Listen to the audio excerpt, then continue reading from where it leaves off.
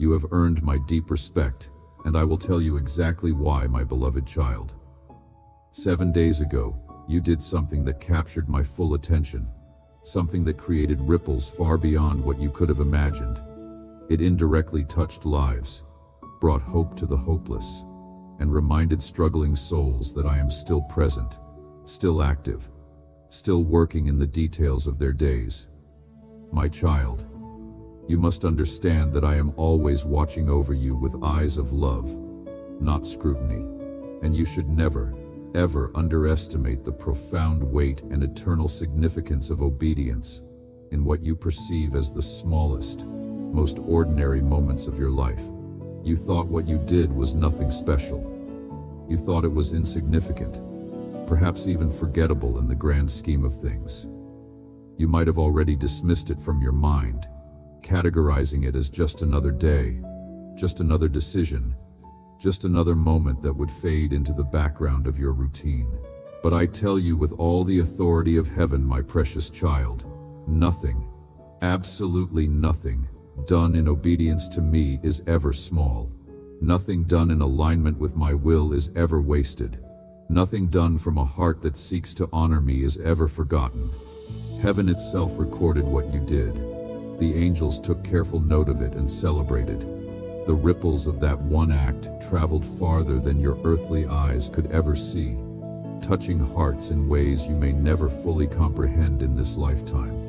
You were tempted to stay silent, to delay, to think someone else would do it. Yet despite all these hesitations, you moved anyway. Not because you felt strong, but because you were willing. When the moment came, you said yes to my prompting instead of no to your fear. And willingness, my child, when placed in my hands, becomes extraordinary power. That is why you earned my respect, not because you are perfect, but because you responded when it would have been easier not to. Hear me clearly now. I am not impressed by noise or performance. I do not measure greatness the way the world measures it. I look at the heart that trembles at my word and obeys even when it does not fully understand. 7 days ago, when no crowd was watching, you chose truth over comfort. And that choice opened a door for others on the brink of giving up. There were people connected to your obedience who were tired, confused, and silently asking me, "Are you still near? Do you still care?" They did not need another sermon. They needed a tangible sign that I still speak, still care, still intervene. And without realizing it, you became that sign. Not because you are the source, but because you allowed yourself to be a willing vessel. My child, I am raising you in discernment, not in impulse. That is why I slow you down when you want to rush and stir you when you want to remain still. I am teaching you to move when I move, and stop when I stop. Many desire my power, but few submit to my timing. You are learning this, and it pleases me. Do not be surprised if resistance increases after this. Respect in my kingdom often attracts opposition in the natural. When darkness realizes that light is willing to show up, it tries to intimidate or exhaust the bearer. But do not fear. You are not exposed. You are covered. You are not walking alone. I walk ahead, beside, and behind you. I have watched how you handle misunderstanding. I have seen you keep quiet when you could have defended yourself. I have seen you choose prayer over retaliation, reflection over reaction. These are not wasted battles. These are trainings. What I am preparing you for requires restraint as much as boldness, silence as much as speech. You have asked why the road feels narrow lately. It is because I am refining your focus. I am removing unnecessary weight, voices, and attachments. Not everything leaving your life is a loss. Some things are leaving because they cannot go where I am taking you. Trust me in this pruning. I cut with precision, never with cruelty. Now, my child, I want you to do something right now as a sign of your willingness to release what needs to be released. As you continue listening to my voice, I want you to type 777 in the comments. This is not superstition. This is not a magic formula. This is simply an act of agreement with what I am doing in your life. Type 777 as a declaration that you trust me to remove the burdens you were never meant to carry. Type 777 as an agreement that you are ready to let go of the weights that have been slowing you down. Type 777 as an act of faith that my pruning is not punishment, but preparation. When you type these numbers, you are saying, God, I trust your process. I trust your timing. I trust that what you are removing is making room for what you are bringing. And as you type them, I will meet you in that moment of surrender. I will begin to lift the heaviness you have been carrying, the worry, the anxiety, the need to control, the burden of trying to fix everything yourself. Type 777 now, and watch how I move in your situation.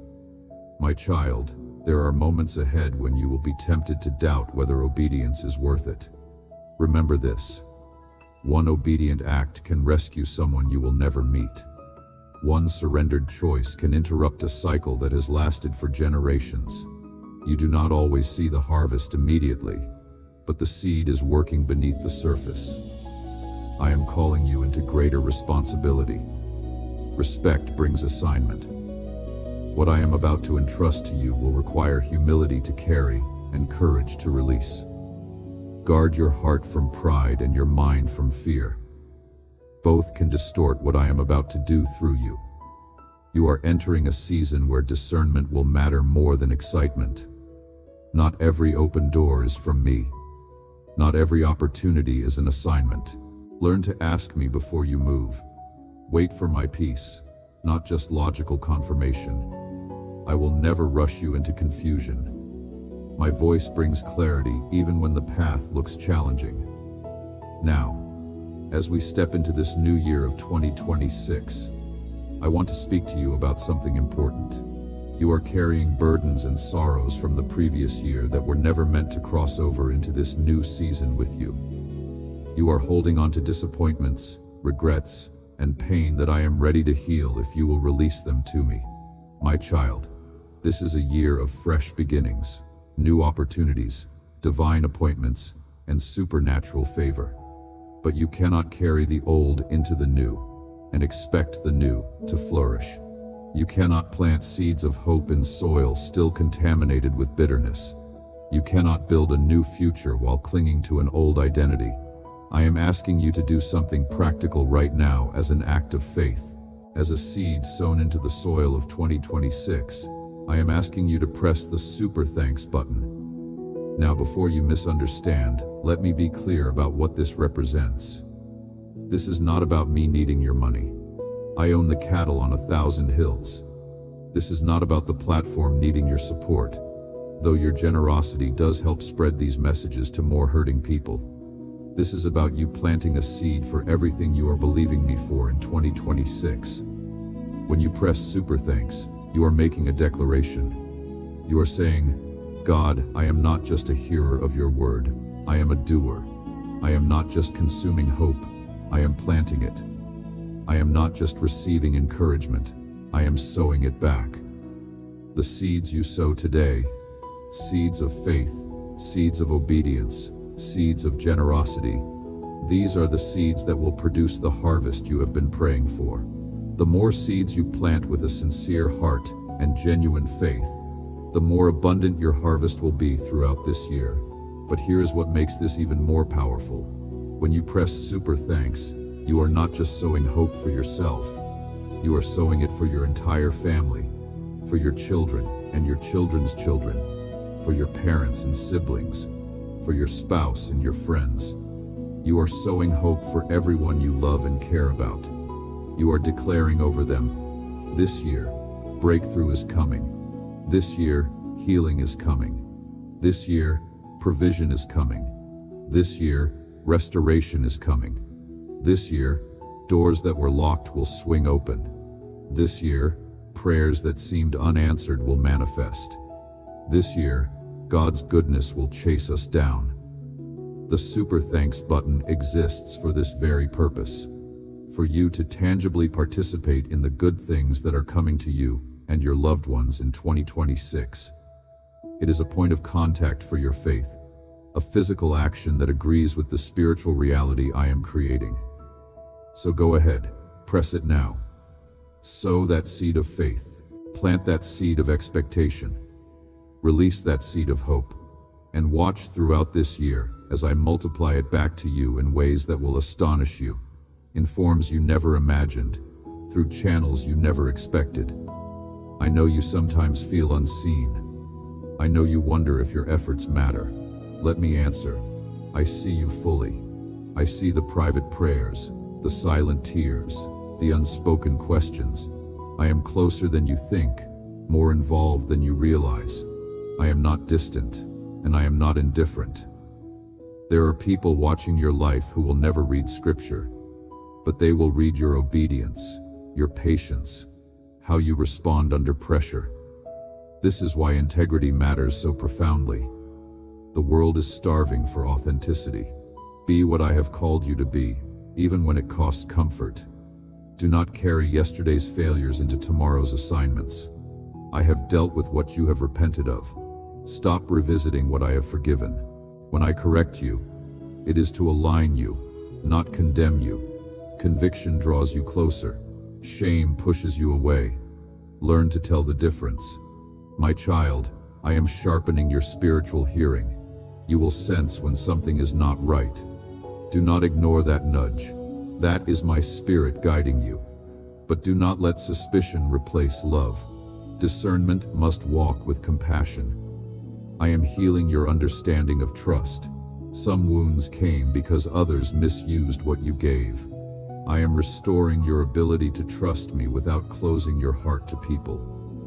Wisdom will now guard what vulnerability once exposed. You will notice conversations changing, interests shifting, desires realigning. This is not you losing yourself. This is you becoming who you were meant to be. Do not resist the change. I am making room for what you cannot yet imagine. There will be moments when obedience feels costly. Remember, my rewards are not always immediate, but they are always complete. I invest eternally. What you do in faith echoes beyond time. You are not late. You are exactly where you need to be. Stop comparing your pace to others. I write different stories at different speeds. Your journey requires depth, and depth takes time. Listen carefully. The days ahead will require calm hearts and steady minds. Fear will speak loudly through circumstances. Anchor yourself in my presence. Do not let external noise drown out internal truth. I am your refuge. I am also reminding you to rest. Obedience does not mean exhaustion. I did not create you to burn out. Let me restore your strength. My child, you earned my respect because you listened when it mattered. Continue to listen. Continue to choose truth. I am with you, and what I am building through your obedience will outlast this lifetime. I need you to understand clearly. I am not watching you to find faults. That distorted idea came from the enemy to twist how you see me. I do not watch as a judge. I see you as a father who knows your frame, who understands your weakness, who sees your intentions before your actions, your heart before your behavior. My watching is nearness and care. I am not behind you with accusation, but beside you with counsel. When I say I see you, it is not a threat. It is assurance. You are never unseen in your kindness, never unnoticed in your faithfulness. Even when no one thanks you, I see. And because I see, nothing done in love is ever wasted. This is why you must never hesitate to do good. When you act from love, your audience is me. I weigh the heart, not just the outcome. I multiply what you release in faith. Goodness is about alignment with my nature. When you do good, you are agreeing with my heart. Every act of kindness, every word of encouragement carries my signature when done in obedience. There are people watching to find hope. Your willingness to do good gives them permission to believe again. When you motivate others, you extend a hand so they can rise with you. I know there are times when you wonder if motivating others is worth the resistance it brings. You speak truth, and some turn away. You encourage faith, and some mock. You choose integrity, and some misunderstand your motives. But hear me clearly. Resistance does not mean you are wrong. Often it means you are effective. Often it means you are touching something real, challenging something false, exposing something hidden. Darkness does not argue with darkness. It reacts to light. Do not shrink your obedience to avoid discomfort. Comfort was never the measure of calling. Love often requires courage, and courage often feels lonely before it feels fruitful. But I do not abandon those who step forward in faith. I walk with them. I strengthen them. I sustain them when their own strength runs out. You must also remember this crucial truth. Good works are not about earning my favor. You already have my love. You already have my grace. Nothing you do can make me love you more. Nothing you fail to do can make me love you less. You do good because you are loved, not to be loved. When this order is reversed, when you try to earn what has already been freely given, you grow tired and burned out. When it is in the correct order, receiving my love first, then responding with obedience, you grow strong. Your service flows from fullness, not from trying to fill an empty tank. Many have burned out trying to impress me, forgetting that I am already pleased with a surrendered heart. I am not asking you to strive and strain. I am asking you to respond. Respond to the nudge. Respond to the opportunity. Respond to the moment when you can choose kindness instead of indifference, courage instead of silence, faith instead of fear. When you motivate others, do not think you must have all the answers figured out. Do not wait until you feel perfectly qualified or completely healed or totally together. Often your willingness to show up is enough. Your honesty about the journey matters more than a polished speech. Your authenticity about struggles and victories resonates deeper than professional presentation. People are not looking for perfection in you. They are looking for authenticity. They want to see what trust looks like in real time, not just in testimony after the victory is won. Let them see what it looks like to keep trusting when the answer is delayed. Let them see what it looks like to keep praying when heaven seems silent. Let them see what it looks like to keep obeying when the path is unclear. I want you to understand why forgetting who I truly am leads to hesitation. When people believe I am distant, they rely only on themselves and burn out. When they believe I am harsh, they hide their struggles and never receive help. When they believe I am indifferent, they stop trying and settle for less than I intended. But when they know, truly know, that I am near, patient, faithful, and committed to their good, obedience becomes a natural response, not a forced religious duty. I am not watching you to trap you. I am watching over you to protect you. I see dangers you cannot see with natural eyes. I see distractions you do not recognize as threats. I see opportunities you might overlook in your busyness. Sometimes I redirect you, not because you failed, but because I know what lies ahead on the path you are considering. Trust my corrections. They are evidence of my care, not evidence of your inadequacy. Good works done without love become heavy burdens. Motivation given without humility becomes hollow noise. But when love leads, even small actions carry eternal weight. You do not need a platform to influence people. You need obedience. You do not need public approval to act. You need faith in me. There will be moments when doing good feels inconvenient. It interrupts your carefully planned schedule, your much-needed rest, your comfortable routine. But remember this: love is rarely scheduled. It often arrives disguised as interruption. When you pause long enough to respond with compassion, you become part of something greater than your own agenda. I see how you sometimes measure yourself against others and feel inadequate. You think your contribution is too small, your voice too quiet, your reach too limited, your resources too meager. But I never asked you to be everyone. I asked you to be faithful with what I have given you. The seed you plant may grow in soil you never walk on again, but that does not diminish its purpose or reduce its value. You may never see the full harvest, but trust that it is growing. Motivating others is not about pushing them into action through guilt or manipulation. It is about reminding them who they are in me. It is about calling out the gold buried under layers of pain and disappointment. Speak life over people. Speak truth gently. Speak hope even when circumstances seem to argue against it. Your words, when aligned with my spirit, carry power beyond what you understand. They can pull someone back from the edge of giving up. They can redirect someone from a destructive path. They can ignite dormant dreams that have been buried under fear. Do not let past disappointments silence your present obedience. Yes, some people rejected your help.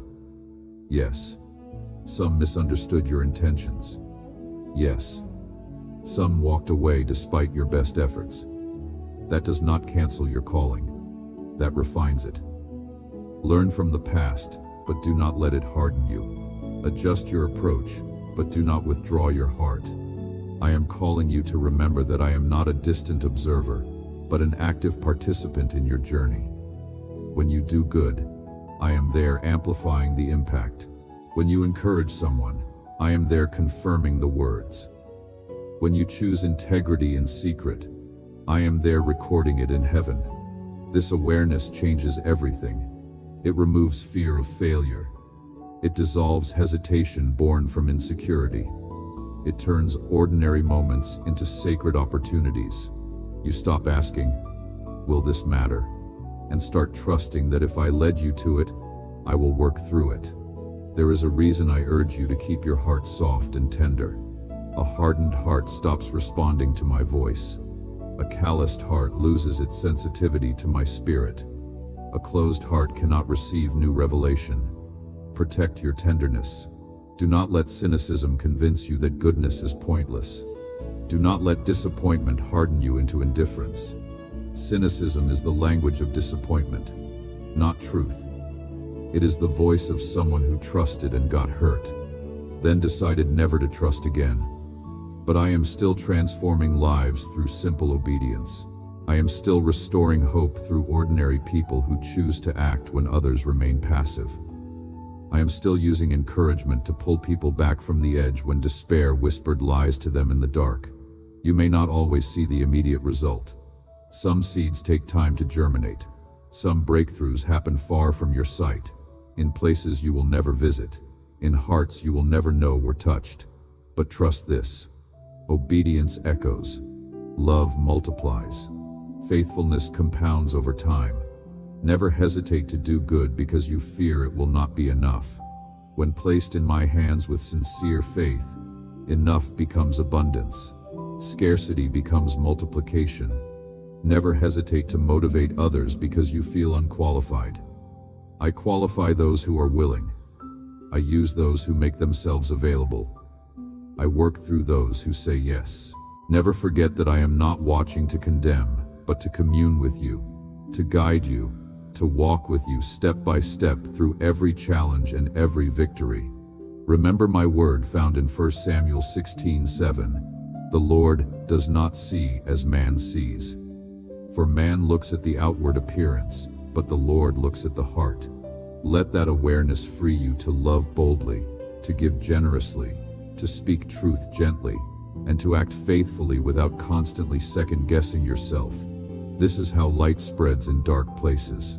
This is how hope survives when circumstances say it should die. This is how my heart is revealed through your obedient heart. And remember this always, my beloved child. When you move in love, when you step out in obedience, when you respond to my voice, you are never alone. I am with you every step of the way, working through you, shaping the world one obedient act at a time. The 7 days since that moment of obedience have been filled with me multiplying what you did. While you were sleeping, I was working. While you were going about your daily routine, I was connecting dots. While you moved on to the next thing, I was amplifying the impact. And I am not done yet. What began 7 days ago is still creating ripples. It is still opening doors. It is still touching lives. Now I will leave you with this final word. Keep doing the good works. Keep obeying my voice. Keep responding when I call. Keep loving when it is difficult. Keep trusting when the path is unclear. Type 777 one more time as a final declaration that you are all in for what I am doing in your life. Type it as a seal on this moment, as an agreement with everything I have spoken to your heart.